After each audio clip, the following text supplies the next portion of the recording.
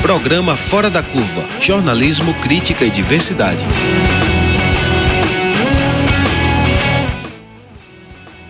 Olá, bom dia para você, ouvinte das rádios universitárias 99.9 FM e 820 AM. São 11 horas e 33 minutos. E começa agora o programa Fora da Curva, o programa que fala o que a maioria cala. Eu sou Bruno Nogueira, professor do Departamento de Comunicação da Universidade Federal de Pernambuco, e quem me acompanha hoje no estúdio é a Kaliane Rocha, que é professora de Psicologia, também da Universidade Federal de Pernambuco, e eu também estou com o diretor de Assuntos Jurídicos do Sindicato dos Bancários e coordenador do Coletivo de Combate ao Assédio Moral, João Rufino. Bom dia, João, bom dia. Bom dia, prazer estar aqui com vocês. Bom dia, Bruno, bom dia, João, bom dia aos ouvintes, né? Sim. Do programa. E o Brasil, ele está assistindo uma mudança no que significa ser funcionário e no que significa ser empregador, né? Novas regras da reforma trabalhista, elas defendem um diálogo mais direto entre patrão e empregado para negociar questões que vão desde a divisão da jornada de trabalho ao próprio salário. Mas uma questão delicada nesse novo modelo é o quanto ele dá margem, por exemplo, a outras práticas de assédio moral, né? O assédio moral, ele é algo tão antigo quanto o próprio trabalho e está muito relacionado, está muito ligado a essas relações de poder que existem no ambiente de trabalho e também com as condições que são dadas para a gente realizar determinado trabalho. É uma situação tão complexa que às vezes ela pode até ser praticada sem uma intenção direta. A gente vai tentar explicar um pouco mais sobre isso no programa desta sexta-feira. Se você tem alguma opinião ou dúvida sobre o assunto que gostaria de mandar para a gente aqui, você pode ligar no número 3879-5549, 3879-5549, e também pode mandar perguntas através da nossa página do Facebook. O endereço é facebook.com/Programa Fora da Curva, facebook.com/Programa Fora da Curva, e lá você também acompanha a nossa transmissão ao vivo, direto aqui do estúdio, né? Mas vamos lá começar a conversa da gente. Bom dia mais uma vez, João.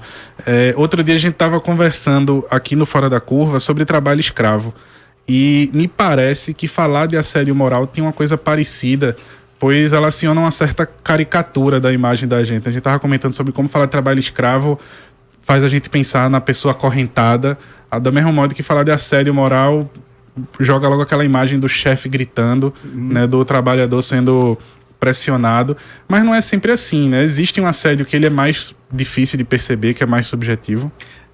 O assédio moral, ele é uma forma de violência, e violência simbólica também, onde a gente vê os estereotipos que a gente encontra na mídia, mostra sempre o assediador como aquele monstro absurdo e o trabalhador um coitadinho. Na verdade, esse é o estereotipo mais errado do assédio moral. Na verdade, o assédio moral está ligado a poder.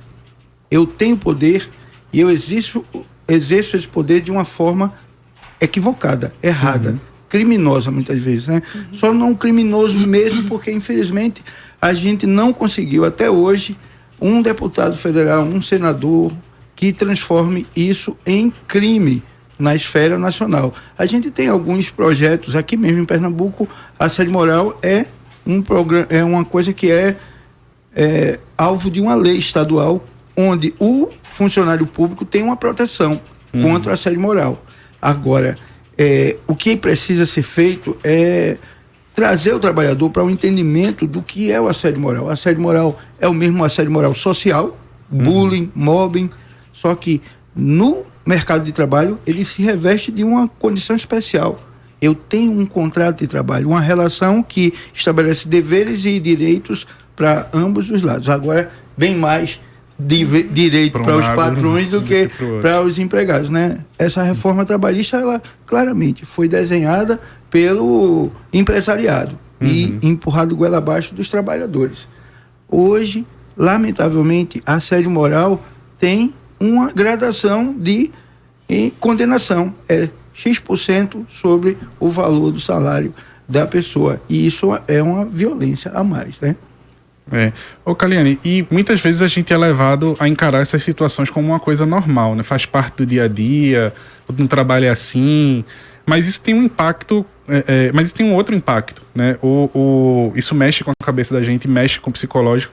O assédio moral, ele pode se tornar, em alguns casos ele é tratado inclusive como doença, né? Ele pode levar à doença. Como é que funciona isso? O assédio moral, ele não é em si uma doença, né? Mas ele é uma doença de trabalho, né? Ele é um fator desencadeante de uma série de sintomas, inclusive de patologias mentais, né? Então, por exemplo, existem adoecimentos que são relacionados com assédio moral, que a gente tem a depressão, ansiedade, síndrome de pânico, e tem uma coisa muito importante que a gente discute pouco, que é o suicídio no trabalho, que tem crescido muito assustadoramente, inclusive aqui no Brasil, vez ou outra a gente vê uma notícia aí, e os suicídios no trabalho, quando eles são investigados, né, que a maior parte não é investigado como suicídio por conta do trabalho, ele é investigado como suicídio por alguma questão pessoal da pessoa, né? Uma falha, uma fraqueza da pessoa. Então, quando eles são investigados, é bem comum que tenha associado um histórico aí de assédio moral, né?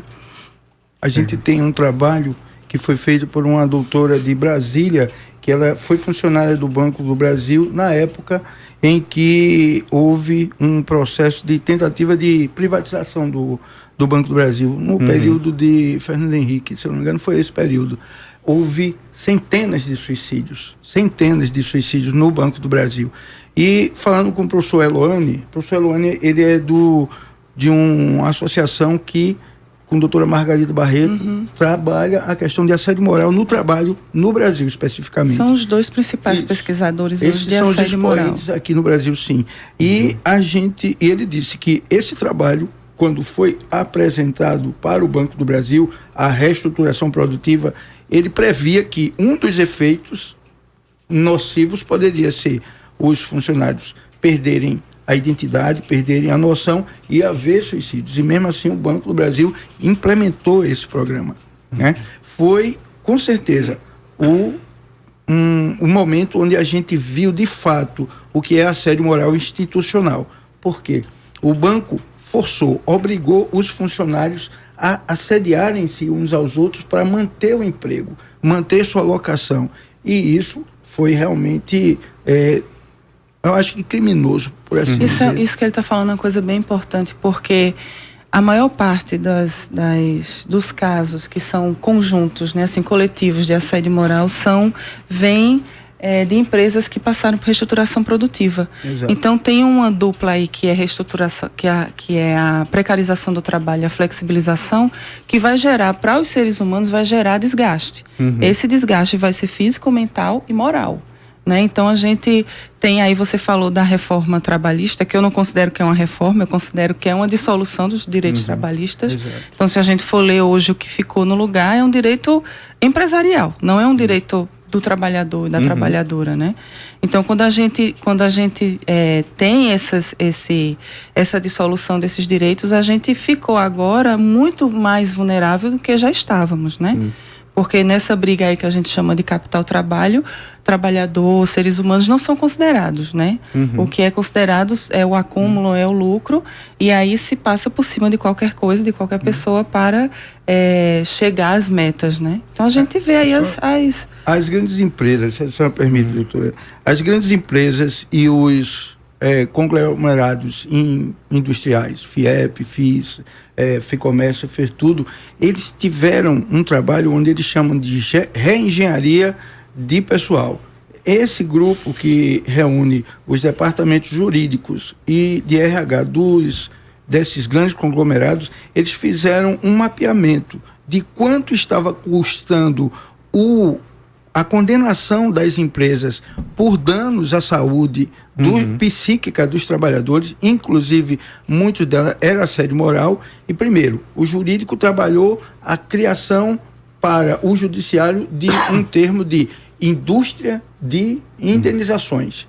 E depois o RH, junto com o jurídico, criaram essa proposta que é uma verdadeira atentado ao direito do trabalhador, onde você precifica o assédio. Ou seja, o assédio moral que você sofrer vai custar à empresa 10% do seu salário, nada mais do que isso. E isso acaba sendo uma autorização. É claro, veladamente Isso assim. acaba sendo uma autorização. Só para esclarecer para o nosso ouvinte também, a gente está falando dessa relação entre patrão e empregado, mas também se caracteriza assédio moral entre os pares, né? Pessoas que estão nos mesmos cargos, nas mesmas funções. A gente fala muito assim, embora o que a gente vê mais é o que chamam de vertical, né? Então, nos estudos a gente classifica em vertical, horizontal, e o vertical, ele é tanto descendente quanto ascendente. Sim. Então, o vertical, que é descendente, que é de patrão para empregado, ele é o mais comum. Mas existe de subordinado para chefe também e entre colegas. Que seria esse horizontal, no caso. Que seria o horizontal. Então, só que o que é que caracteriza o horizontal desse ascendente? Aí não é só as questões de poder na empresa, mas a de discriminação e preconceito. Então, o que a gente vê, que a gente entende aí como os resultados do machismo, da LGBTfobia, racismo. Então, isso se expressa também, obviamente, nas relações de trabalho. Então, acontece, por exemplo, um chefe negro. Então, um grupo de trabalhadores praticam alguma forma de violência, que pode ser o assédio moral, para que ele saia desse lugar, né? Isso um exemplo muito importante, né? A gente vê o assédio moral social acontecer desde o jardim da infância. Desde o jardim da infância, é exatamente isso, né? Eu lhe mostro, através de comportamentos de exclusão, que você não é bem-vindo naquele grupo. A gente vê uma criança chega num jardim da infância, vem de outra escolinha e os coleguinhas não gostaram, ele não tem os pressupostos que aquele grupo preza, ele é discriminado. Ou ele pode ser um negro, ou ele pode ser de outra religião, ou qualquer coisa. Isso é uma questão bem latente no local de trabalho. Um negro, um homossexual, uma mulher como chefe, ou uma pessoa honesta numa repartição onde a desonestidade é a égide, isso pode gerar um assédio moral ascendente. Ou seja, eu boicoto a sua gestão. E você é visto como incompetente e é retirado, muitas vezes, do local. Isso. E isso era uma das coisas que eu tinha, inclusive, separado aqui para perguntar. Então, o assédio moral, ele pode ser uma ponte para outros preconceitos no ambiente de trabalho. Ele também pode ser uma ponte para outros assédios, como assédio sexual ele também. tem sido, na verdade, né? Ele a gente tem visto lá no sindicato que o assédio sexual frustrado evolui para o assédio moral. Isso. Já tivemos o primeiro caso de assédio moral no trabalho, contextualizado como acidente de trabalho, foi, infelizmente, aqui em Pernambuco, num banco público, onde a funcionária foi colocada numa agência onde a maioria eram homens, de meia idade, né, de 50 e coisa e tal, e a síndrome do lobo e da vovozinha, aquele negócio todo, chapeuzinho vermelho, o pessoal partiu para cima da menina, onde o gestor da agência a assediava quando dava carona para ela para casa, ela se negou e passou a ser humilhada de forma que em menos de 8 meses a saúde psíquica da menina ficou destruída, de modo que a mãe dele teve que mudar para a cidade onde ela estava, começou a acompanhar a rotina dela no trabalho e nos denunciou, e a gente conseguiu fazer esse enquadramento. A menina já estava em processo administrativo de demissão, conseguimos reintegrá-la. E, infelizmente, aos 34 anos, a funcionária está aposentada por invalidez no INSS. Isso é uma calamidade. E existe uma forma mais correta de se combater assédio moral? Você está se pressupondo que agora a gente tem que tratar cada vez mais direto com o chefe, né? Mas, do ponto de vista de vocês, qual é o caminho? Assim, tem que ir para o RH, tem que ir para o sindicato? Olha, Bruno, antes de falar nisso, assim, eu queria só comentar assim, que é muito comum nos ambientes de trabalho a gente ter o que nós chamamos de banalização do mal, que é você ter os valores não só invertidos, mas esvaziados. Então, valores que nós temos como um cotidiano do que a gente precisa em termos de processo civilizatório, quando ele vai para um ambiente de trabalho, esses valores se invertem. Então, muitas vezes é autorizado e até instigado que você cometa alguns deslizes éticos pela própria gestão, para que você permaneça no lugar, ou que você ganhe uma premiação, Sim. ou que você consiga um cargo a mais. Então, trapacear os colegas, soltar mentiras, bloquear processos dentro da empresa, né? Então, são uma série de situações que, às vezes, elas são colocadas como formas de gestão. Sim. Então, para você combater, assim, quando a gente pensa no assédio moral, né?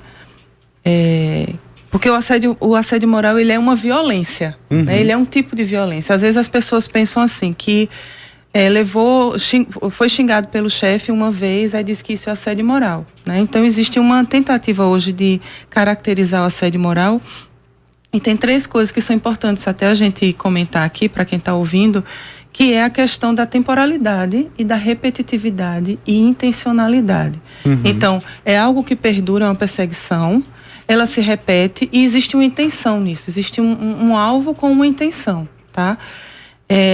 E aí, quando a gente pensa que isso acontece no ambiente de trabalho, tanto em termos de ser uma pessoa, como foi o caso dessa moça, né, que foi violentada no sentido moral no ambiente de trabalho, a gente também tem formas de gestão que também assediam os funcionários, né? Então, para a gente combater isso, a gente tem que combater, primeiramente, tendo um código de ética na empresa, né, que estabeleça quais são os valores, o que é que a gente aqui não permite, né, e que sejam valores humanos e não valores de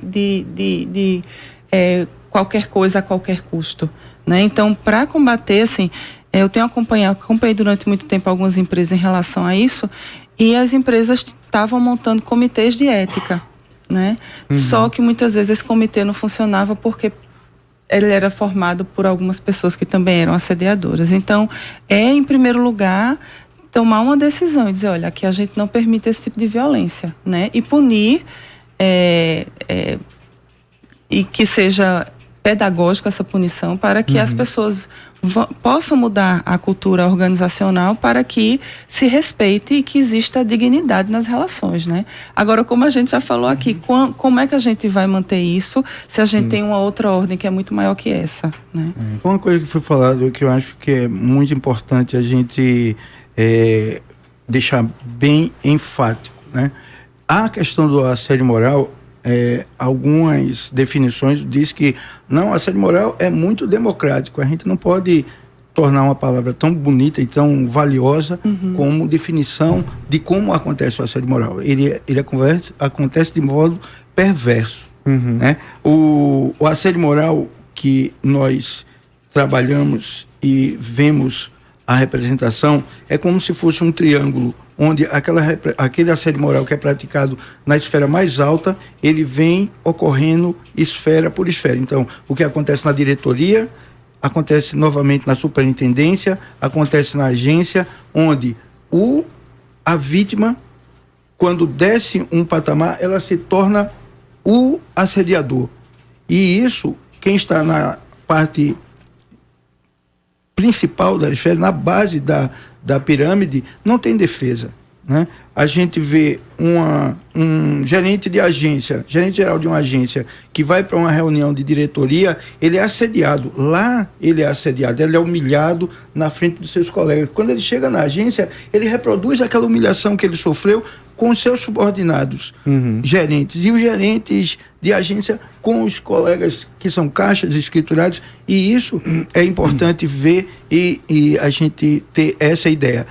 O assédio moral, ele não é um fenômeno que acontece porque o funcionário, ele é perverso. A instituição é perversa e ela degrada na forma de formar os valores dos seus executivos, porque o assédio moral no trabalho, ele é praticado pelo preposto. Ou quando ele é praticado de forma horizontal, eu sou caixa, assedio o outro caixa porque ele voltou do INSS sem condição de trabalhar e o desempenho dele que está prejudicado coloca todo mundo em prejuízo, porque a participação no lucro vai ser pequena, eu não vou ganhar bonificação. Então, o assédio moral que acontece horizontalmente, ele é responsabilidade do preposto. Por quê? Eu tenho um chefe que deveria prezar para que aquilo não acontecesse. A omissão responsabiliza também o empregador por isso. Então, ele é responsável pela omissão que faz o adoecimento dos seus funcionários e ele é responsável pela prática ativa do assédio moral, onde muitas vezes a vítima não tem defesa, quando o assédio moral é misto. Ele é praticado pelo gestor e é compartilhado pelos seus colegas de trabalho. Essa vítima geralmente fica numa situação muito ruim e não é raro casos de suicídios muito mais entre homens do que entre mulheres. Por quê? Isso é uma coisa bem interessante da gente ver. A quantidade de suicídios entre homens é maior porque, diferente da mulher, a reação patológica ao estresse do assédio moral é diferente entre indivíduos masculinos e femininos. Pelo menos isso foi uma coisa que a nossa pesquisa nacional, que em 2006 foi feita na categoria bancária, ficou bastante evidente. E você estava comentando antes do programa que no caso dos bancários o sindicato ele tem um canal específico, né, para denúncia do assédio? Sim, sim. Em 2006, a pesquisa nacional que nós fizemos na categoria bancária, ele nos deu o perfil da categoria e quanto o pessoal sabia de assédio moral. Fizemos uma cartilha que informa sobre o que é o assédio moral, tem toda uma definição científica sobre isso e informamos o canal de denúncia. Como funciona?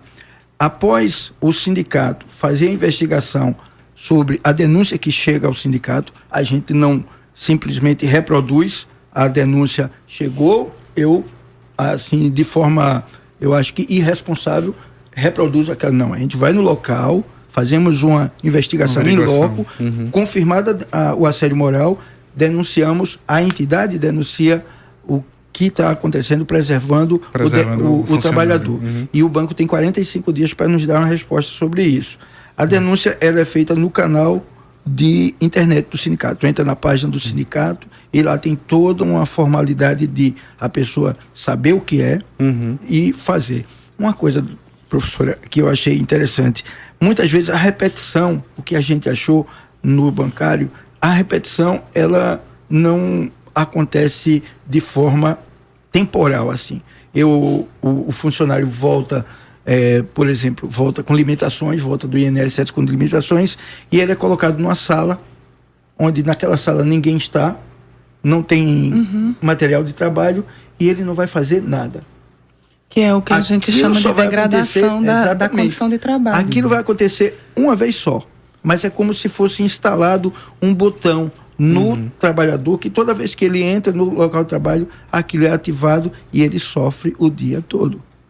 Isso é uma das formas comuns, né? Você degradar a condição de trabalho da pessoa, o ambiente de trabalho, para que ele não consiga, inclusive, dar conta das demandas, né? Então, assim, situações comuns, né? Porque um dos estímulos para o assédio moral é as metas, o cumprimento de metas, né? Então, os não cumpridores de metas, ou os não, como é que estão chamando hoje? Os não superadores de meta, eles acabam sendo alvos de assédio moral. A gente chama de quem não entrega, se entrega. E aí tem uma série de rituais, que são rituais vexatórios, humilhantes, né? Para as pessoas que não são essas pessoas que cumprem as metas. Vocês falaram uma coisa muito importante de como o combate a essa prática ela tem que partir da instituição, né? Mas vocês acham que essa atual reforma trabalhista que o Brasil está passando hoje, ela pode institucionalizar ainda mais o assédio moral, novas formas de assédio moral, tornar mais difícil entender o que é que se trata acesso e também de exigir o combate a essa prática no ambiente de trabalho? Eu acredito que ela é um grande estimulante da vulnerabilidade, né? Porque como é que eu vou me defender? Porque uma das características do assédio moral, que o João já falou aqui, que é os colegas não se unem no combate, né? Então, por quê? Porque hoje a gente tem a gente trocou no processo de trabalho a solidariedade pela competição. Isso. Então, se eu não consigo, quem vai conseguir é você, então você é meu adversário. E aí estamos todos lutando pela sobrevivência. Então, quanto mais isolado, né? Tem um autor que ele diz que o assédio moral é uma doença da solidão. Então, se você não se une, né, para se fortalecer enquanto categoria, enquanto classe, enquanto grupo de trabalho ali, você não consegue combater em termos de eu me proteger com meus colegas, né? Então, as defesas que a gente tem individuais, assim, do ponto de vista psicológico, elas não são suficientes para combater uma situação como assédio moral, que a gente já falou aqui, né? Que é uma situação de trabalho, uma situação de contrato. Eu estou vendendo a minha força de trabalho, você está me dando uma remuneração para que eu tenha condições de sobreviver, né? Então, quando a gente tem uma reforma que ela simplesmente vulnerabiliza a classe trabalhadora, você abre aí uma possibilidade enorme dessa violência ela crescer e se expandir, né? Então, como é que a gente daqui a pouco talvez veja quais são as formas que isso vai tomar, né? Porque de fato nós estamos desprotegidos agora, já estávamos, né? Então já existe um abuso, já existe uma exploração, apropriação da vida das pessoas no ambiente de trabalho, né? E quando a gente fala de assédio moral, a gente está falando de um cerceamento à sua moral, que é o seu brio, é a sua dignidade, né? Então você ser atacado no que você tem de dignidade, isso é muito desgastante do ponto de vista psicológico. Né? Uma vez pediram para, numa palestra, me pediram para fazer uma definição de assédio moral. E eu pensei que como o assédio moral ele evolui de uma palavra de cerco, né? O cerco ao indivíduo. Onde sitiar, né? Sitiar, onde aquilo que ele tem de mais importante é destruído. É como um castelo que está sendo atacado dia e noite por catapultas arremessando pedras, baldes de óleo pegando fogo, e aquilo dali é incessante até o castelo vir abaixo. É como a gente vê com o indivíduo. O ataque ele é constante, até você ceder ao que a gente vê que é a intenção do banco. Isso está acontecendo hoje nos bancos públicos através da privatização. Sim. O que é mais importante para o empregado de um banco público é saber que ele tem uma função para a sociedade. E o que é que a gente está vendo ser trabalhado hoje na mídia do governo? Que a reforma da Previdência é para combater privilégios. De quem? Qual é o aposentado do INSS que tem privilégios? Talvez se eles colocassem um espelho e falassem do privilégio que o Poder Judiciário, que o Poder Legislativo tem ao se aposentar, talvez fosse interessante. Só que tem a questão, tem a questão de que quem está no poder hoje isso é ilegítimo. Considera que qualquer direito é privilégio. Pois é. Né? Então a gente não pode compreender igual. Né? Exato. Nós temos direito aos direitos. Exatamente. Né? Tem uma questão muito funcionário complexa público, também, que é de colocar o funcionário numa condição de fragilidade, né? Isso. Se você precisa aceitar, não quer trabalhar, não quer... Nós temos uma força de trabalho, se falava de exército de reserva, né? Existe uma reposição, digamos assim. Hoje a gente tem um trabalho que é descartável. Então essa questão de você adoecer ou não importa, porque eu tenho como ir substituindo, né? Nós estamos percorrendo todo o estado de Pernambuco e os outros sindicatos bancários, as suas cidades também, fazendo palestra para manter o banco público na função social que ele tem, principalmente para o interior do estado. Ontem nós estivemos na cidade de Bonanza, onde toda a população estava lá com parlamentares, e o que é que passa? Os poucos funcionários do Banco do Brasil são responsáveis por dar conta de um serviço imenso que é fundamental para aquelas cidades, e eles estão sendo descartados. Não, vocês não são necessários aqui, vá para outra cidade. E isso está fazendo as pessoas adoecerem, porque funcionário público, funcionário de banco privado, ele sabe o valor social que o trabalho dele tem para aquela localidade. E isso está sendo destruído. As pessoas estão adoecendo novamente. Agora tem uma coisa importante Nosso tempo acabou, foi? Infelizmente, o nosso tempo encerrou já há alguns minutos, mas a gente vai pegar o depoimento de vocês para continuar a conversa na nossa página do Facebook. Quero agradecer a presença do João Rufini e da Caliana no nosso programa, foi muito bom, obrigado mais uma vez. Muito obrigada pelo convite. Obrigado a vocês pela oportunidade. Estou à disposição. Avisando aos ouvintes que a gente continua um pouco da conversa com eles e coloca na nossa página do programa Fora da Curva, que hoje teve Mirela Lima, Joyce Maria e Renê Melo na equipe de redes sociais. A produção do programa foi de Ed Rodrigues, roteiro e locução de Bruno Nogueira, trabalhos técnicos de Alexandre César. O programa de hoje tem reprise às 10 horas da noite, aqui na Rádio Universitária, e o Fora da Curva volta na segunda-feira, ao vivo, com a apresentação de Adriana Santana. Até lá, uma boa tarde e um bom fim de semana para todos e para todas. Boa tarde.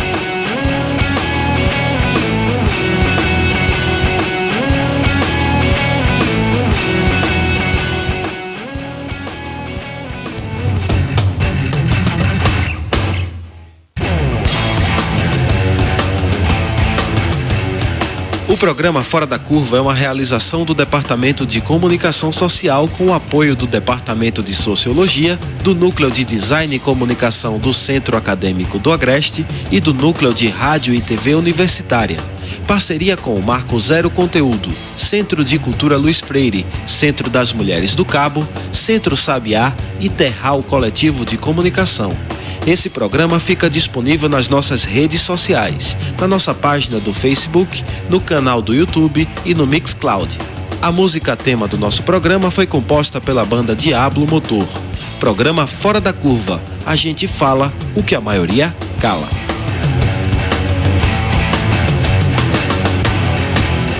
Doze horas e 3 minutos.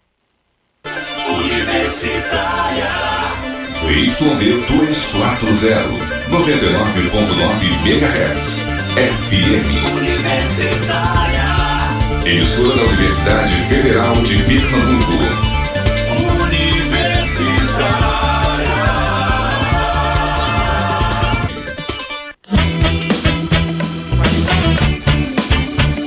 Universitária FM, Agenda Cultural. Nesta sexta-feira, começa a 8ª edição do Festival Animage, que traz